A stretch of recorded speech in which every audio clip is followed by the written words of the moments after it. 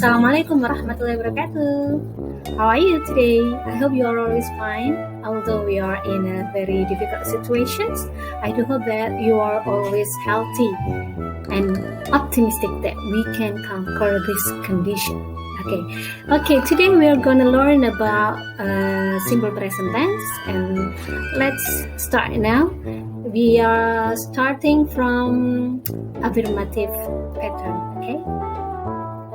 Okay, let's start now. First of all, we will learn about the affirmative form of a simple present tense. Now, before we learn the form, let us learn about the function of the simple present tense. Actually, simple present tense expresses habits. So, if you want to tell about something that you usually do, use this form, okay? This simple present tense. For example, eating breakfast. Eating breakfast is a habit you usually do in every morning, every day. So, if you want to tell about your breakfast, use this tenses, simple present tense. Okay. Now go on to the form. The form of simple present tense affirmative form, the affirmative one is subject plus verb one. Okay, for example, if I talk here, okay, look at the table on your laptop or on your cellular phone. Look at the first person, singular. I talk. I talk here is affirmative form of simple present tense. I is subject while talk is verb one. So I talk is included as affirmative form because it is containing of subject and verb one. I is subject, talk is the verb one. Okay, next. If you have to notice to the verb that added by S, talks, rains, notice of that verbs. How can it be added as? Why? Because the verb after he, she, it, or the third person singular in affirmative form of simple present tense has a final S, just like talks, rains, and the other. If the subject is he, she, it, so you have to add S. Okay, next go on to the negative form of simple present tense. I believe that you have known the form of negative. Yeah, right. The form of the negative form is subject plus do not plus verb one, or subject plus does not plus verb one. Okay, now please look at the table that I've given to you in the slide. Now notice on point A. Look at point A. The examples of point A. I do not drink coffee. We do not drink coffee. You do not drink coffee. They do not drink coffee.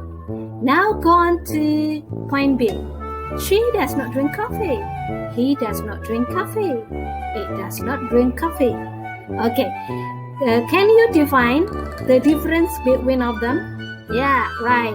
The difference is from the use of the auxiliary or helping verbs. Okay, in point A, they use do not, while in point B, they use does not. Why is that so? Okay, look at the explanation. If you use subject I, we, you, and they, so you have to use the auxiliary do. So you have to use do not plus main verb one. Okay. Now if you want to use subject he, she, it, so you have to use does not. Okay. So you have to use the form does not plus main verb one. Okay. Now do and does are called helping verbs, or you can also say it as auxiliary. Okay, do you understand? And I want to ask you the simple question. Have you known the contraction does not and do not? Yeah, does not, the contraction is don't, while does not is doesn't. Great. Okay, students, now let's go on to the interrogative form. You have known the form of interrogative form, right? Yeah, you're right. The form is do plus subject plus main verb. And then if you want to use the subject of he, she, and it, so you have to change the auxiliary into does. So the auxiliary and the the helping verb is determined by the subject that you have to use. So if you use subject I, you, they, we, so you have to use auxiliary do.